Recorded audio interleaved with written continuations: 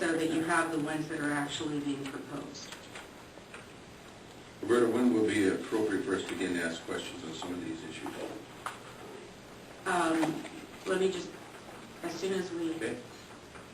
let me explain all that you have, and then you have position, next is the position, authorized position allocations.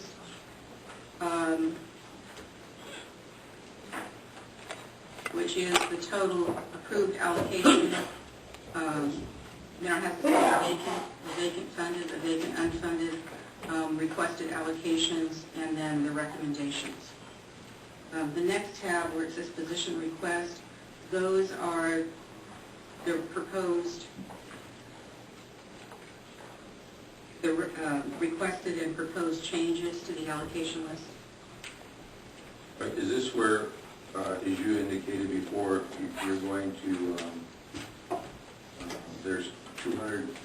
Yeah, if you go to page 13 of the position request, you will see that there is an addition of 26 positions and a deletion of 301 positions for a net decrease of 95.15. I believe you had indicated that you were going to, that there were like 200, 250 positions we have that are not funded, that you were going to... Many of the unfunded positions have been, are recommended for elimination. There are some, however, with special programs where we did not recommend that they be eliminated. So that number changed down to 95.15? Well, no, it's actually 301, but because we're adding 206 positions. Behavioral health will talk about their, Right, but it's in essence, it's a rather large change in behavioral health, and some of that is to, yes, there is. yeah, change those positions. Or at least I have questions about Yeah.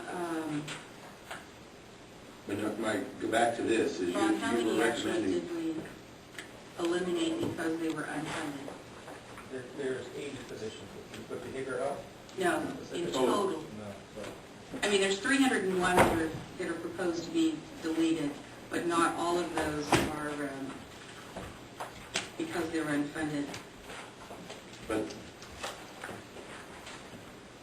many of them are, you take, they're just changing from, it's as though it's a trip around the reclass. You're changing from allocation for a 1 and putting in the same number in a 2. It's like you're reclassifying.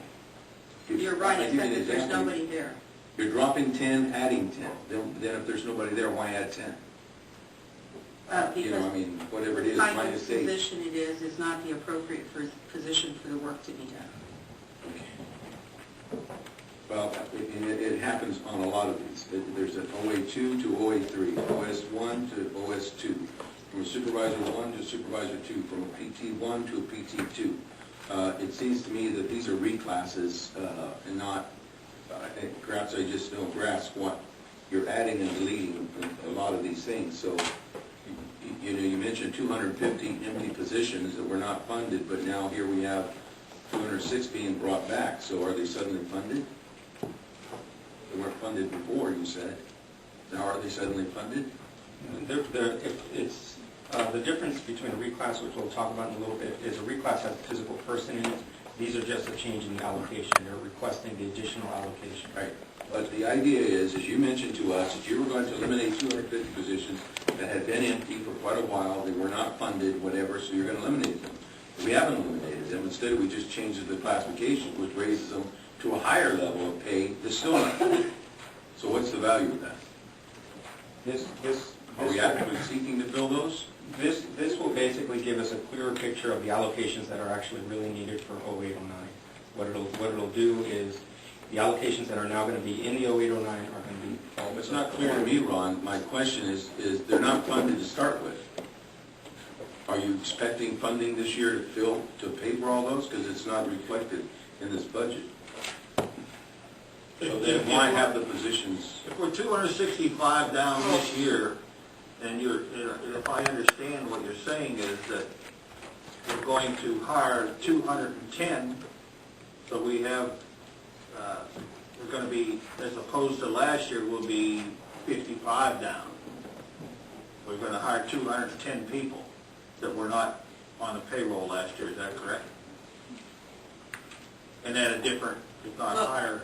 If you look at page 13 of the authorized position list, you'll see that there are 250 vacancies that are funded, 229 vacant unfunded. Not all of those 229 are being eliminated. What page was that? Page 13, it's actually just before the position request tab. Is this under which one? Under authorized? Right. The last page. Very last page. End result is there's 2,200 allocations, there'll be 2,100. Right, but that's reflected over here, minus 95.15.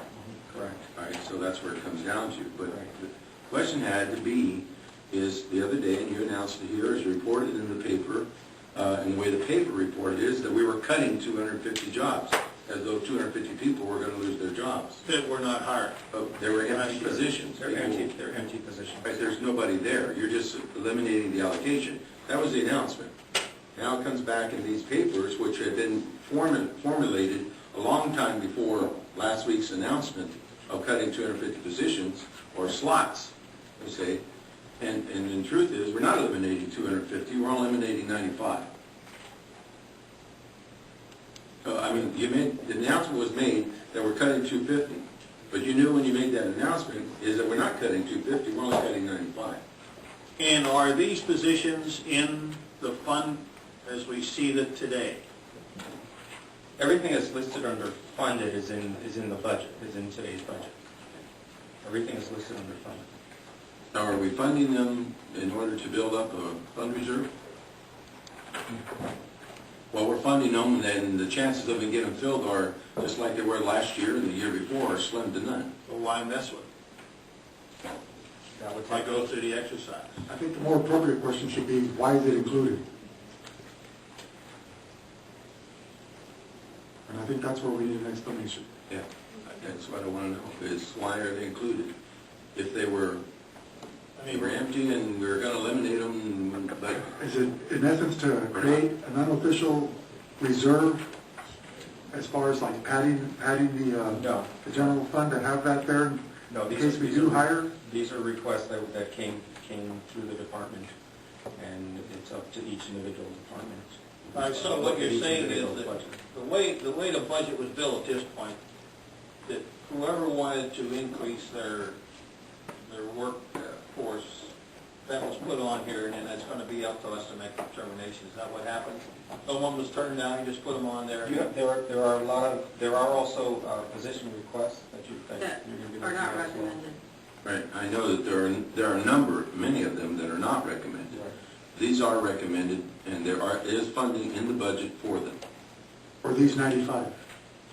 No, there's I guess- 95 going away. I guess my deal is, I felt it was unnecessary for us to announce that we're cutting 250 slots, allocations, when in fact, we weren't cutting 250 allocations at all. We were only going to cut 95.